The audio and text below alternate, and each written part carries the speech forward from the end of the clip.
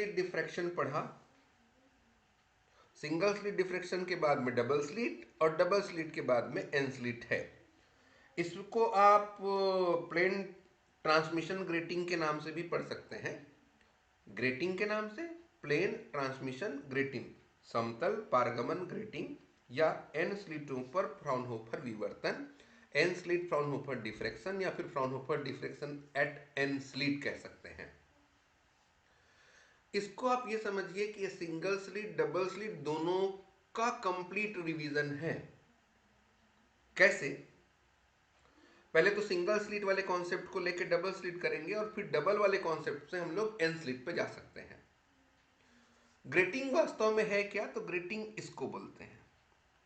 अब ये क्या है? ये जो विवर्तन ग्रेटिंग है, डिफ्रैक्शन ग्रेटिंग है, ये इस तरीके का एक अरेंजमेंट होता है जिसमें जिसमें सेम विड्थ के, समान चौड़ाई के और इक्वी डिस्टेंस, समदूरस्थ स्लिटें बनी होती हैं। ये देखो, समान चौड़ाई की और समदूरस्थ स्लिटें बनी होती हैं। ठीक, इसको सबसे पहले जोसेफ फ्राउनहोफर ने डिजाइन किया था। ये जो डायग्राम आपको दिख रहा है, इसको इमेजिन करिए कि ये प्लेन ग्लास था। उस ग्लास के ऊपर आप क्या करेंगे? हीरे की नोक से, डायमंड टिप से ऐसा इक्वी डिस्टेंस और पैरेलल लाइन ड्रॉ कर देंगे। तो दो लाइन के बीच वाला जो हिस्सा होगा वो ट्रांसपेरेंट होगा, और ये जो लाइन होगा वो कैसा होगा? ऑपिक होगा। मतलब दो लाइन जो खींचेंगे उसके बीच के हिस्से में पारदर्शी भाग होगा, और ये जो लाइन डायमंड टिप से आपने खींचा है, डायमंड के नोक से खींचा है, वो अपारदर्शी होगा। ठीक, तो सबसे पहले आप ग्रेटिंग लिख लीजिए। ग्रेटिंग लिखिए ये, और इसी को इस तरीके से आप दिखा सकते हैं, इससे बड़ा फॉर्म में। कैसे? देखिए, ये जो लाइन है इसको डायमंड टिप से खींचा था आपने, ये कैसा रहता है? ट्रांसपेरेंट नहीं है, ये ऑपिक हो गया, अपारदर्शी हो गया है। और इसकी चौड़ाई मान लेते हैं बी है, और दो अपारदर्शी जो भाग रहेंगे उसका जो बीच का हिस्सा होता है वो ट्रांसपेरेंट होता है, वो पारदर्शी होता है। मान लेते हैं इसकी चौड़ाई ए है। ठीक, तो इनके मध्य बिंदु से यहां से लेकर के यहां तक दो क्रमागत स्लिट के बीच की जो दूरी होगी वो कितनी होगी? देखिए, यहां पूरा का पूरा ए, यहां से अगर लेंगे तो ए का आधा, ये पूरा बी, और यहां फिर से ए का आधा, तो आधा ए, आधा ए और बी, तो ए प्लस बी हो गए। तो ये जो ए प्लस बी बना है इसी को ग्रेटिंग अंतराल कहेंगे। क्या नाम देंगे? ग्रेटिंग अंतराल कहा जाएगा इसको, या ग्रेटिंग एलिमेंट कहते हैं। ये काम अगर आप प्लेन ग्लास स्लीट में कर रहे हैं तो लाइट क्या हो रहा है? ट्रांसमिट हो जा रहा है। तब इसको आपने क्या नाम दिया है? समतल पारगमन ग्रेटिंग, प्लेन ट्रांसमिशन ग्रेटिंग। अब इसकी जगह अगर आप मिरर लेते, दर्पण लेते, तो दर्पण का ये जो बीच वाला हिस्सा होगा क्या करता? लाइट को परावर्तित कर देता। तो उस केस में आपको क्या मिलता? परावर्तन ग्रेटिंग मिलेगा। क्लियर हुआ? लिखेंगे क्या? तो आप सीधा सा एक लाइन में बोलिए कि ये विवर्तन ग्रेटिंग एक समतल कांच की प्लेट होती है, ये ऑप्टिकली फ्लैट ग्लास प्लेट होता है जिसपे इक्वी डिस्टेंस और पैरेलल लाइन होते हैं इक्वल विड्थ के। कि कैसे ड्रॉ करते हैं? विथ द डायमंड टिप से। ये ग्रेटिंग होता है। ठीक, अब ये बताने की जरूरत वैसे नहीं है, बताना चाहे तो बता सकते हैं कि जोसेफ फ्राउनहोफर ने इसको सबसे पहले डिजाइन किया था।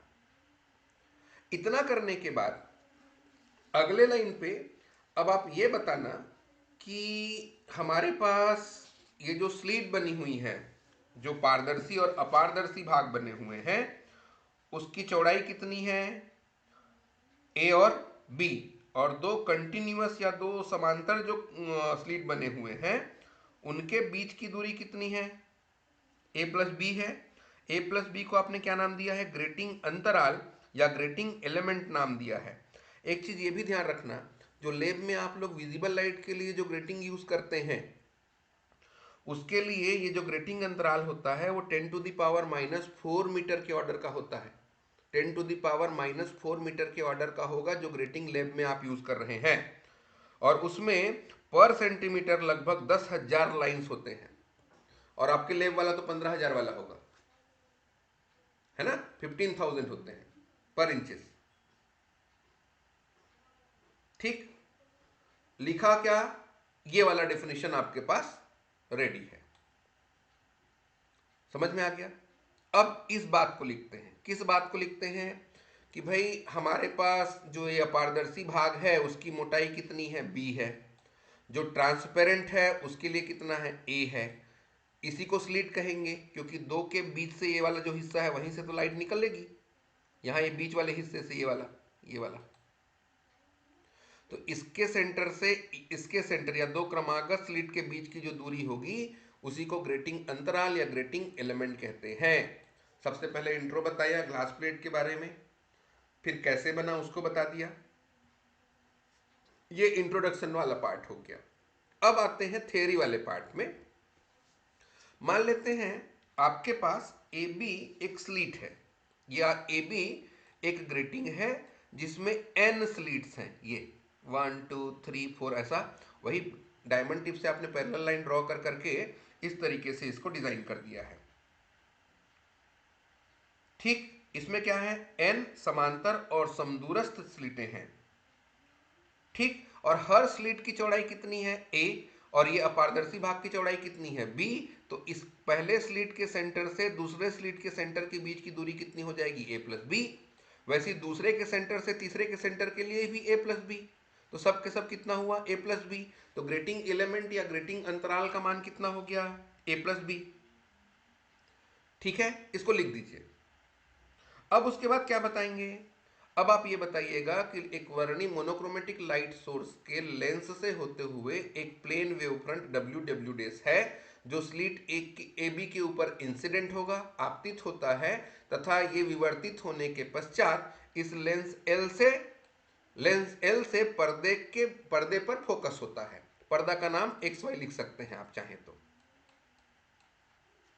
इसको लिख दीजिए।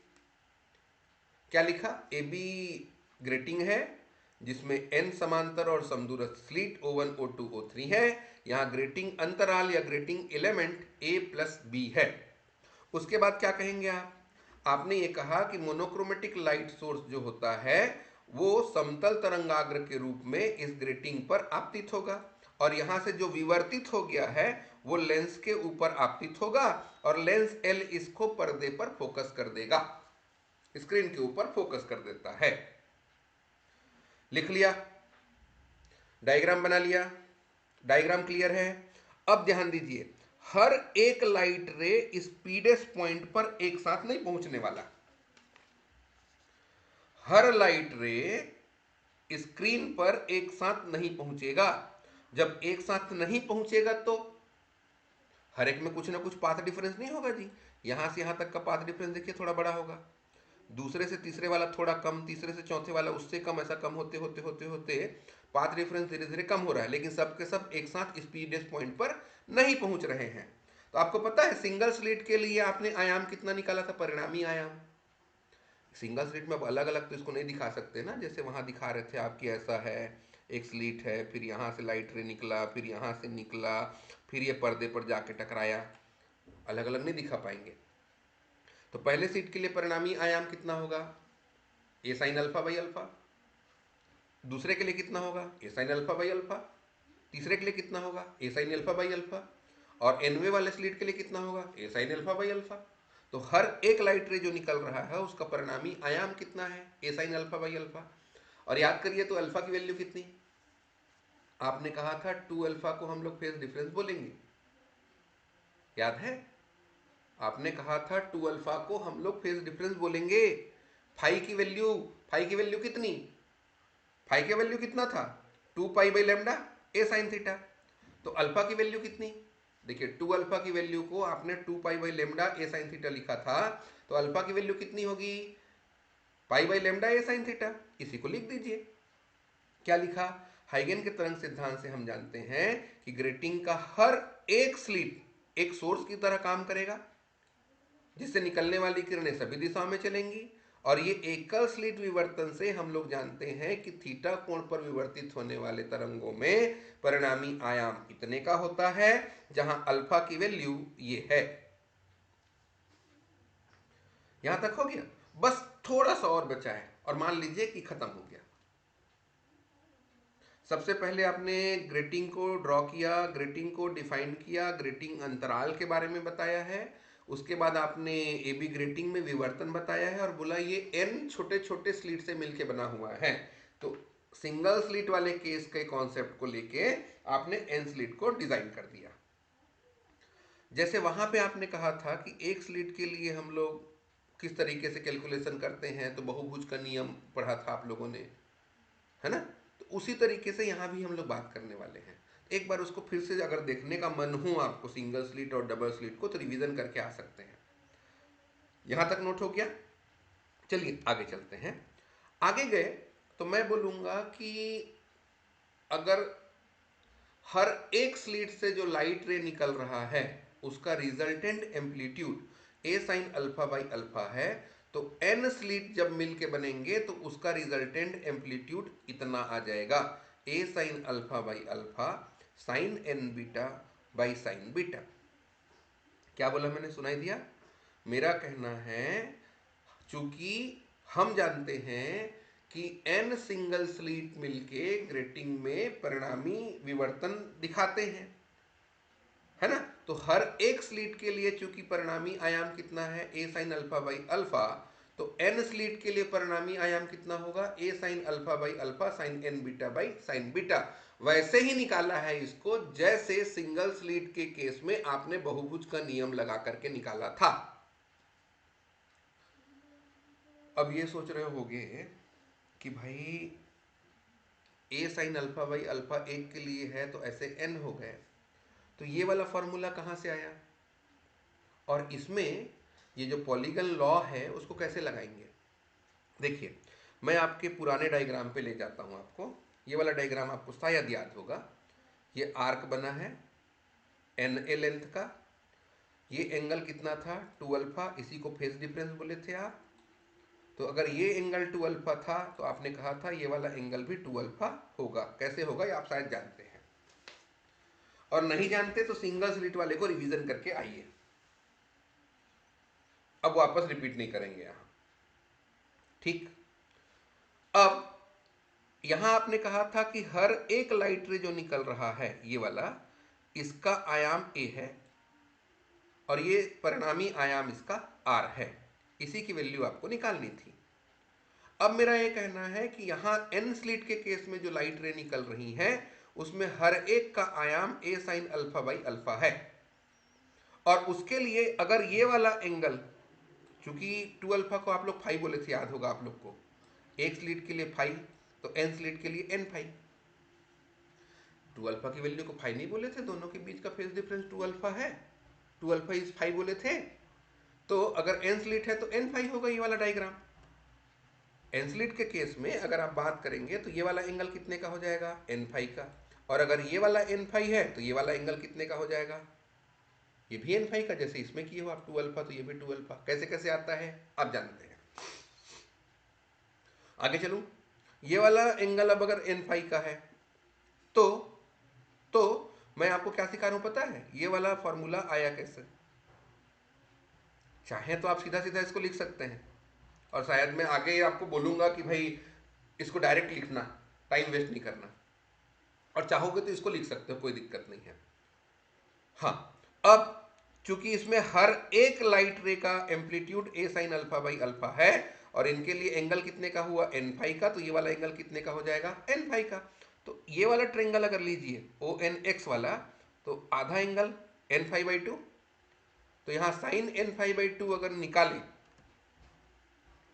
तो ये कितना हो जाएगा, एन एक्स, एंगल के जस्ट सामने और 90 के जस्ट सामने, तो इसको आर मत बोलना, है ना, ये रिजल्टेंट वाली बात होगी। तो यहां कितना आ जाएगा, sine n five by two n x by o x, तो ओ एन एक्स की value o x sine n five by two. बोलिए हाँ। ये एन एक्स देखिए, ये एन एक्स, ये वाला एन एक्स, ये टोटल को अगर मिला देंगे तो टोटल रिजल्टेंट आर की वैल्यू निकलने वाली है। इसी तरीके से अगर इस सिंगल स्लिट की बात करें, जैसे अब ये एन स्लिट बन गए हैं, इसमें अगर सिंगल पहले वाले स्लिट की बात करेंगे तो एक ट्रेंगल यहां कहीं बनेगा छोटा सा, और वो वाला एंगल कितना हो जाएगा 5/2। यार देखिए, एन के लिए एन 5/2 हुआ था ट्रेंगल, तो सिंगल स्लिट रहेगा तो फेस एंगल कितने का था, ये 2 अल्फा, 2 अल्फा मतलब ये अल्फा, अल्फा मतलब 5/2, तो 5/2 एंगल अगर निकालें यहां से, ये 5/2 एंगल, ठीक। 5/2 मतलब ये एन एक्स, अब इस एन एक्स के बराबर मत लेना, ये वाला एन एक्स को इस एन एक्स के बराबर नहीं लेना, क्योंकि ये एन स्लिट के लिए था, ये सिंगल स्लिट के लिए है। तो साइन 5/2 अगर निकाले और 5/2 की वैल्यू को बीटा ले लेते हैं ताकि कैलकुलेशन थोड़ा इजी होगा। साइन 5/2 का मतलब बीटा है, केवल वो कैलकुलेशन को या लिखने को इजी करने के लिए माना है और कोई लॉजिक नहीं है। तो साइन बीटा अगर निकालेंगे तो ये जो एन एक्स है ये ओ एक्स आ जाएगा। ये आर्क के लिए तो रेडियस सेम होगा, बट ये वाला साइज अलग अलग है, तो इसको हमने कह दिया है एन डेस एक्स मान लीजिए। तो N dash X equal to O X हुआ। तो एन डेस एक्स की वैल्यू, ये तो आयाम है, परिणामी आयाम मान लेते हैं, कितना हो गया A sine alpha by alpha equal to O x sine beta. पहले स्लिट के लिए अगर हम लोग निकाल रहे हैं आधा ट्रेंगल का, तो टोटल रिजल्टेंट कितने का था इसका, A sine alpha by alpha equal to O x sine beta. ये वाला लाइन क्लियर हुआ एन स्लिट के केस में, और ये वाला लाइन क्लियर हुआ सिंगल स्लिट के केस में। इन दोनों को अगर आपस में डिवाइड कर दिया जाए तो इसके लिए रिजल्टेंट मान लेते हैं, एन स्लिट के लिए आर है, एन एक्स की वैल्यू को r divided by a sine alpha by alpha o x sine N beta, 5/2 को बीटा मान लिए हैं तो o x sine N beta, o x sine beta, o x और ओ एक्स को खत्म करिए तो कितना आ जाएगा, कितना आएगा जी, आर की वैल्यू कितना, r equals to a sine alpha by alpha sine N beta by beta. बोलिए समझ में आया। अब आपके पास दो ऑप्शन है, या तो आप सीधा सीधा इसको लिखिए कि भाई चूंकि एन स्लिट में एन सिंगल स्लिट्स हैं, और अगर एन सिंगल स्लिट्स हैं तो ये एंगल्स आपस में मिलेंगे, और मिलने के बाद में आपको resultant amplitude r equal to a sine alpha by alpha sine N beta by beta मिलेगा बहुभुज के नियम से। या फिर आप चाहते हैं कि मेरे को निकाल के दिखाना है तो आप लिख सकते हैं कि एकल स्लिट प्रयोग से या एकल स्लिट विवर्तन से हम जानते हैं कि परिणामी आयाम इतना होता है, तो एन स्लिट के लिए परिणामी आयाम निकालने के लिए बहुभुज का नियम का उपयोग करेंगे जो चित्र में ये दिखाया गया है, और फिर ये डेरिवेशन करके बता देना कि आर की value a sine alpha by alpha sine N beta by sine beta है। और आप चाहते हैं कि नहीं लेंदी हो जाएगा तो इसको मैं नहीं लिखूंगा, समझ तो गया हूं, तो आप इसको मत नोट करिए, सीधा एक लाइन लिखिए यहाँ कि भाई हम लोग जानते हैं कि एकल स्लिट में हर एक वेव का एम्पलीट्यूड कितना, a sine alpha by alpha, किस एंगल पे गए हैं, थीटा एंगल पे गए हैं। तो ग्रेटिंग में कितने स्लिट्स हैं, एन स्लिट हैं, और उनका हर एक का केंद्र कितना है, O1 O2 O3 है। अब सबके सब एक साथ एक ही बिंदु पर नहीं पहुंचती हैं, तो इनके बीच में मार्गांतर कितने का होगा, ए प्लस बी साइन थीटा होगा ना। सिंगल डबल स्लिट में तो आप लोग इसको निकाल चुके हो, पाथ डिफरेंस कितना होता है डबल स्लिट के केस में आप लोग पहले ही पता कर चुके हैं, a plus B sine theta होता है, या फिर कलांतर कहेंगे तो 2 pi by lambda A plus B sine theta है। और अगर ये है तो एन तरंगों में बहुभुज के नियम को अगर लगा दिया जाएगा तो परिणामी आयाम स्क्रीन के किसी बिंदु पर आ रहा है, r equal to a sine alpha by alpha sine N beta by sine beta. Confuse हो गए भाई, एन स्लिट वाले कॉन्सेप्ट को बताया कि एन स्लिट के केस में हर एक लाइट रे पी डैश बिंदु पर एक साथ नहीं पहुंचेगा, नहीं पहुंचेगा तो हर एक में कुछ ना कुछ पाथ डिफरेंस होगा। वो पाथ डिफरेंस कितने का है, ए प्लस बी साइन थीटा का है। कहां से पता चला, डबल स्लिट से निकाल के दिखाए थे, ट्रेंगल वाला केस है। और अगर डाउट है तो यहाँ ये भी निकाल सकता हूं मैं कि भाई यहाँ डबल स्लिट बनाएंगे अगर, ये 90 डिग्री का हुआ। ग्रेटिंग अंतराल कितने का है, a प्लस बी का है, तो ये वाला एंगल कितने का है, 90 का है, तो साइन थीटा लगा दिया। इस एंगल को थीटा बोलते हो आप लोग, क्यों बोलते हो तो वो भी आप जानते हो, एक बार घूम फिर के आके देख लीजिए, कर लेंगे, हो जाएगा। आगे चलो। अब आप ये मान सकते हैं कि अगर यहां तक आपको क्लियर है तो आगे सिंपल मैथमेटिकल डेरिवेशन है जिस पे बात करेंगे हम लोग, बाकी एक्स्ट्रा दिमाग खराब नहीं करना है। आगे चले, चलिए आगे गए। आगे गए तो अब हम लोग को एम्पलीट्यूड, चूंकि आयाम मिल चुका है तो तीव्रता निकालनी है। तो चूंकि तीव्रता आयाम के वर्ग के अनुक्रमानुपाती होता है, intensity is proportional to amplitude square, I is proportional to r square. तो आई इक्वल टू कितना, a sine alpha by alpha का square sine N beta by sine beta का स्क्वायर, ये निकला आई। अब क्या चाहिए, केंद्रीय उच्चिष्ट के बारे में बात करेंगे, निम्निष्ट के बारे में बात करेंगे, द्वितीयक उच्चिष्ट के बारे में बात करेंगे, क्योंकि ये तीन ही टॉपिक है जिस पे आप बात करते हैं। पी पॉइंट पे तो मैक्सिमा सेंट्रल मैक्सिमा बनेगा और पी डेस पे पाथ डिफरेंस पे डिपेंड करेगा कि कौन से नेचर का है, याद है। तो इसलिए इसलिए यहां पे बता दीजिए कि ये जो समीकरण है इसके दो पद हैं। एक पद ये जो एकल स्लिट विवर्तन के कारण तीव्रता को प्रदर्शित करता है, और दूसरा पद ये एन स्लिट के कारण जो व्यतिकरण हो रहा है उसके कारण तीव्रता को प्रदर्शित करता है। ठीक, मतलब विवर्तित तरंगों के बीच व्यतिकरण हो रहा है। तो पहला हिस्सा किसको दिखाता है, ये वाला डिफ्रैक्शन एट सिंगल स्लिट, और second term represent the intensity due to interference of waves. हो गया, चलिए आगे गए। अब यहां हमारा कैलकुलेशन स्टार्ट होता है, प्रिंसिपल मैक्सिमा की बात करते हैं, केंद्रीय उच्चिष्ट की बात करेंगे। केंद्रीय उच्चिष्ट के केस में आपने कहा था कि भाई इस वाले केस में थीटा की वैल्यू 0 होनी चाहिए, विवर्तन बिल्कुल नहीं होना चाहिए, और लाइट रे सीधे सीधे कहां पे फोकस हो जाएंगे, पी पॉइंट में, और यहां कोई पाथ डिफरेंस नहीं आता। तो आई की वैल्यू आई नॉट अधिकतम होगा, इसके लिए बीटा की वैल्यू 0 होनी चाहिए। ठीक है, सब के सब एक साथ पहुंचनी चाहिए। अब अब अगर थीटा की वैल्यू 0 चाहिए, बिना विवर्तन के चाहिए, यहां थीटा कर देना। अब बीटा इक्वल टू एन पाई कर दिए। बीटा इक्वल टू एन पाई अगर करते हैं तो हमारे पास ये जो एन है इसकी वैल्यू आपने ये लिया है। अब n pi equal to pi by lambda A plus B sine theta, कहां से आया भाई, बीटा यानी 5/2, फाई का वैल्यू याद है ना, 2 pi by lambda a sine theta, sorry a plus B sine theta. तो 5/2 की वैल्यू कितनी होगी, 5/2 यानी कि बीटा, वो कितना हुआ, pi by lambda A plus B sine theta. अब अगर बीटा की वैल्यू एन पाई है मैक्सिमा के लिए, तो N pi equal to pi by lambda A plus B sine theta, pi और पाई को कैंसिल करवा दीजिए, लेमडा चला गया तो A plus B sine theta N lambda है, मतलब पाथ डिफरेंस एन लेमडा के इक्वल है। तो N lambda equal to A plus B sine theta है।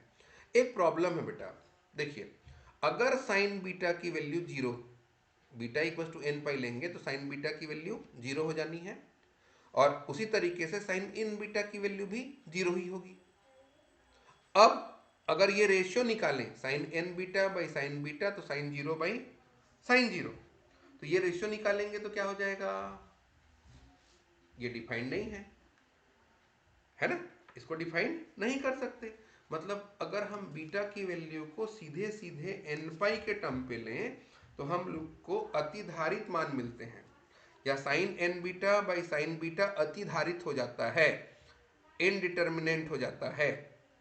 और इस केस को सॉल्व करने के लिए हम लोग डिफरेंशियल मेथड यूज करते हैं कि beta is not equal to N pi, beta is tends to N pi की बात करेंगे।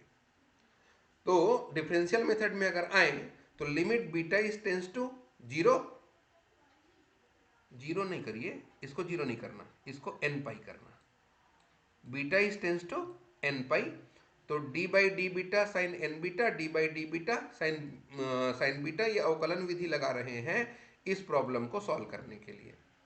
तो इसको डिफ्रेंशिएट करिए तो कितना होगा, कॉस एन बीटा और एन बीटा का फिर से एन, तो एन कॉस एन बीटा, और ये कॉस बीटा, ये जीरो नहीं करना, इसको एन पाई कर लेना आप, N cos N beta by cos beta आ गया, ठीक। और अगर इसको सॉल्व कर देते हैं लिमिट रखने के बाद में, ठीक है, तो ये 1, ये भी 1, तो यहां आ गया n, ठीक है। तो r की वैल्यू n आ रही है, तो i का वैल्यू निकालेंगे तो कितना आ जाएगा जी, sine N beta by sine beta का जो वैल्यू है उसकी जगह आप लोग n लिखेंगे, तो आपके पास i का वैल्यू कितना लिखोगे आप, a sign alpha by alpha का स्क्वायर n स्क्वायर। एक चीज बहुत ध्यान में रखना, आखिरी में इस चीज को यूज करूंगा मैं, कि जो सेंट्रल मैक्सिमा है वो n के डायरेक्टली प्रोपोर्शनल होता है। आपको कैलकुलेट क्या करना है, नेक्स्ट वाला केस। अब यहाँ n की वैल्यू 0 के लिए हमें शून्य क्रम के उच्चिष्ट प्राप्त होंगे और अलग अलग क्रम में प्रथम द्वितीय तृतीय मुख्य उच्चिष्ट प्राप्त होते हैं। n की वैल्यू 0 लेते हैं आप, तो उस केस में आपको प्रथम शून्य क्रम का या मुख्य उच्चिष्ट मिलेगा, और 1 2 3 4 लेते जाएंगे तो प्रथम द्वितीय तृतीय क्रम के मुख्य उच्चिष्ट प्राप्त होते जाएंगे हर एक स्लिट के लिए,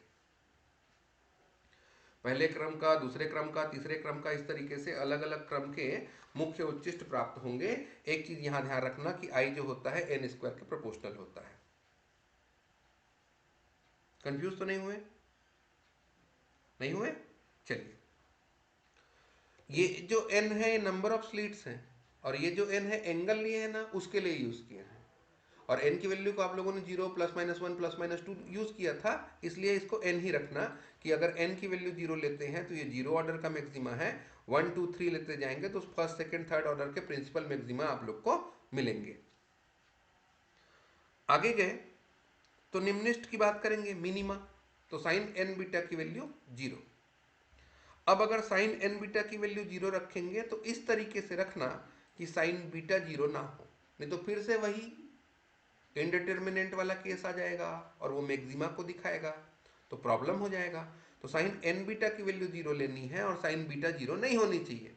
अब ऐसा कब होगा, अगर एन बीटा की वैल्यू m पाई हो। अब ये m क्या है, ये भी 0 +-1 +-2 +-3 है,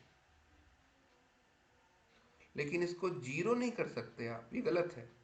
यहां आप लिखना m की वैल्यू +-1 +-2 +-3 है। अगर m की वैल्यू 0 लेंगे तो अल्टीमेटली बीटा 0 हो जाएगा, तो वापस वही आ जाएगा। तो m is not equal to 0 लिख लेना भैया, m की जो वैल्यू है ना वो 0 के बराबर नहीं हो सकती। और ये स्वान करके ना ये भी लिख देना n-1 तक, इसकी वैल्यू n नहीं हो सकती, 2n भी नहीं हो सकती, 3n भी नहीं होना है। m की वैल्यू ये होंगी, 0 नहीं, n नहीं, 2n नहीं। क्यों, अगर ऐसा हुआ तो ये वाला केस बन जाएगा ना भाई, m की वैल्यू को अगर n करेंगे तो n पाई बन गए ना, और यहाँ n पाई रखेंगे तो n और n कैंसिल हो जाएंगे ना, और n का केस आने का मतलब क्या हो रहा है, मैक्सिमा वाला केस बन जा रहा है। तो इसमें n बीटा की वैल्यू कितनी है, m पाई है। अब अगर m पाई है तो पाथ डिफरेंस कितने का होगा, n m by lambda a plus B sine theta. Beta की वैल्यू रख दिया, ये वाली बीटा की वैल्यू 5/2, फाइव की value 2 pi by lambda a plus B sine theta, तो 5/2 की value pi by lambda a plus B sine theta, तो पाई और पाई कैंसिल, यहां आपको मिला m lambda equals to n a plus B sine theta. ये minima का case है, इस केस में आपको मिनिमा मिलेगा। यहां आप बता देना कि m की वैल्यू 0 नहीं है। क्यों नहीं है, क्योंकि अगर m की वैल्यू 0 हो जाएगा तो साइन बीटा 0 है जो प्रिंसिपल मैक्सिमा को दिखाएगा। इसी तरीके से इसका मान n 2n 3n भी नहीं हो सकता, अदरवाइज फिर से वही केस आ जाएगा। सेकेंडरी मैक्सिमा के लिए di बाई डी बीटा लेते हैं, आपको तो पता है। i की वैल्यू रख दीजिए, तो d by d beta A sine alpha by alpha का square sine N beta by sine beta का स्क्वायर, ये तो कांस्टेंट है हर एक वेव के लिए। तो इसका डिफ्रेंसिएशन करिए, तो पहले स्क्वायर का डिफ्रेंसिएशन होगा तो 2 sine N beta by sine beta, और फिर sine N beta by sine beta का डिफ्रेंसिएशन करेंगे डिवीजन मेथड से। ये कांस्टेंट था, स्क्वायर का अगर डिफ्रेंसिएशन हुआ तो 2 sine N beta by sine beta आएगा, और यहाँ पे जो डिवीजन है, भाग है, इसमें भाग विधि से कैसे करते हैं, साइन बीटा, अब ऊपर वाले का डिफरेंशिएशन इसका साइन एन बीटा का कितना हुआ, कॉस एन बीटा, और एन बीटा का एन, तो ये हो जाएगा sine beta cos N beta into n minus sine N beta और साइन बीटा का cos beta divided by sine square beta.